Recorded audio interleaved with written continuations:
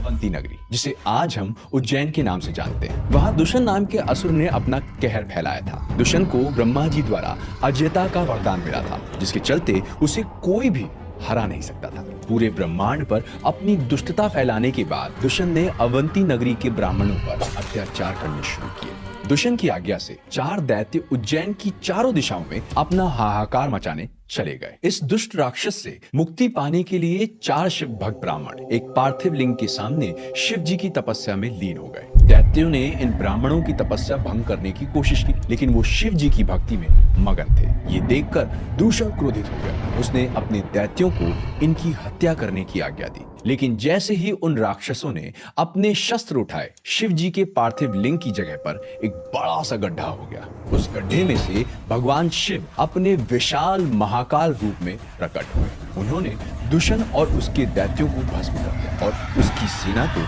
पराजित कर दिया। अपने भक्तों से प्रसन्न होकर शिव जी ने उनसे वर मांगने को कहा। उन ब्राह्मणों ने शिव जी से विनती की कि वो अपने भक्तों के कल्याण के लिए वहीं विराजमान हो जाएं। महादेव ने उनकी इच्छा मान ली और उसी गड्ढे में महाकालेश्वर ज्योतिर्लिंग के रूप में विराजमान हुए। महाकालेश्वर ज्योतिर्लिंग इकलौता ज्योतिर्लिंग है जो दक्षिण मुखी है, यानी साउथ फेसिंग है। बाकी सभी ज्योतिर्लिंग का मुख पूर्व दिशा की ओर है। सिर्फ यही नहीं, महाकालेश्वर ज्योतिर्लिंग के साथ कई और राज भी जुड़े हुए हैं। ऐसा माना जाता है कि महादेव उज्जैन के राजा हैं, इसलिए कोई भी और राजा महाकालेश्वर मंदिर के आसपास ठहर नहीं सकता। उसे सिर्फ दर्शन करने की ही आज्ञा होती है। कहा जाता है कि इस मंदिर को पांडवों ने बनाया था। मान्यता के अनुसार महाभारत के युद्ध में अपने गुरु और अपने भाइयों का वध करने के बाद पांडव खुद को अपराधी मानने लगे थे, पापी मानने लगे थे। और फिर युद्ध के बाद उन्होंने कई वर्षों तक हस्तिनापुर पर राज किया। पर जब इतने समय बीत जाने के बावजूद उनके मन को शांति नहीं मिली, तो वो अपनी समस्या का समाधान ढूंढने के लिए ऋषि वेद व्यास के पास जा पहुंचे। और फिर वेद व्यास जी ने उनसे कहा कि अपने पापों से मुक्ति पाने के लिए उन्हें शिव जी के शरण में जाना होगा। इसके बाद पांडवों ने अभिमन्यु के पुत्र परीक्षित को सारा राज्य सौंप दिया और द्रौपदी के साथ शिव जी की खोज में काशी चले गए। लेकिन जब काशी में भी उन्हें भगवान शिव के दर्शन नहीं मिले, तो उन्होंने काशी छोड़ दी और यहाँ से वह भटकने लगे। पांडव जहां भी शिव जी को ढूंढते हुए पहुंचते, शिव जी वहां से कहीं और चले जाते। आखिरकार शिव जी उत्तराखंड के गुप्त काशी में जाकर बस गए। अब लोकल्स का मानना यह है कि जब पांडव उन्हें ढूंढते हुए वहां पहुंचे, तो उनसे छुपने के लिए शिव जी ने नंदी बैल का रूप धारण कर लिया और वो गाय के झुंड में छिप गए। और फिर काफी समय तक पांडव उन्हें ढूंढते रहे। आखिरकार भीम ने उन्हें स्पॉट कर लिया, उन्हें पहचान लिया। और फिर पांडव को अपनी तरफ आते देख नंदी रूप में खड़े शिव जी धरती में समाने लगे और उन्हें रोकने के लिए भीम ने उनके पीठ के एक हिस्से को पकड़ लिया और वही हिस्सा धरती से बाहर रह गया। वो हिस्सा एक पिरामिड शेप के शिवलिंग में बदल गया और आज बाबा केदारनाथ मंदिर में हम इसी शिवलिंग की पूजा करते हैं। पांडवों की निष्ठा देखकर भगवान शिव जी प्रसन्न हुए और उनके सामने प्रकट हुए। उन्होंने पांडवों को माफ कर दिया और स्वर्ग प्राप्ति का रास्ता भी बताया। इसके बाद पांडवों ने शिव जी का धन्यवाद किया और जिस जगह पर शिवलिंग प्रकट हुआ था, वहां उनके सम्मान में एक मंदिर बनाया, जिसे हम आज बाबा केदारनाथ मंदिर के नाम से जानते हैं। कहते हैं कि जब शिव जी का बैल रूप धरती में समाया था, तब उस बैल का मुख रुद्रनाथ में, जटा कल्पेश्वर में, भुजाएं तुंगनाथ में और नाभि मदमहेश्वर में प्रकट हुई थी। और इसीलिए केदारनाथ के साथ इन 4 स्थानों को मिलाकर पंच केदार कहा जाता है।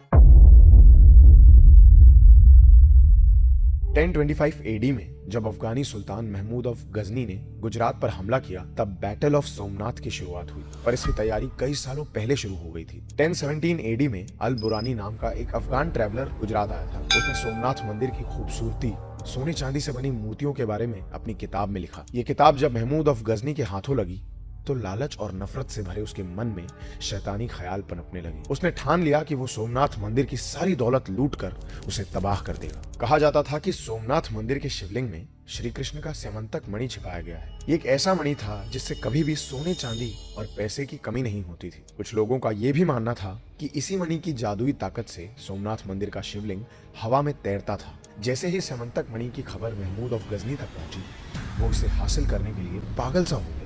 जैसे ही उसने मंदिर पर हमला किया, वो सीधा गर्भगृह में घुस गया।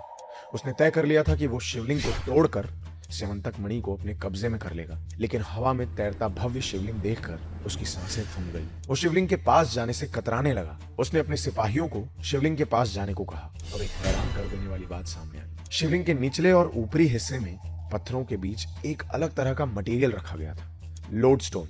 ये एक ऐसा मटेरियल था जिससे ऊपर और नीचे की तरफ मैग्नेटिक फील्ड बनती थी और इसी की वजह से शिवलिंग हवा में तैरता था। महमूद ऑफ गजनी ने अपने सिपाहियों से कहकर इन पत्थरों को तोड़ दिया और लोडस्टोन को निकाल फेंका। जैसे ही ये पत्थर टूटे, हवा में तैरता शिवलिंग जमीन पर आ गिरा। तो उसने शिवलिंग पर हमला कर उसे तोड़ने की कोशिश की। दरवाजे पर लगी सोने की बड़ी चेन को तोड़कर उसने अपने खजाने में शामिल कर दिया। कहा जाता है कि मंदिर के कई टूटे हिस्सों को गजनी ले गया और सोमनाथ मंदिर के इन पवित्र टुकड़ों से उसने वहां एक मस्जिद की सीढ़ियां बनाई।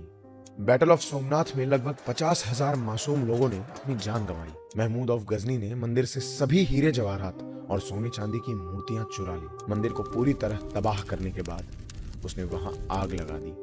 इस आग में मंदिर के साथ ही वो हजारों लोग जलकर राख हो गए जो सोमनाथ मंदिर को बचाने के लिए अफगानी सेना से लड़ रहे थे। कुछ समय बाद गुजरात के राजा भीम और मालवा के राजा भोज ने मिलकर सोमनाथ मंदिर की मरम्मत करवाई और इस मंदिर को अपनी खोई हुई रौनक वापस मिली।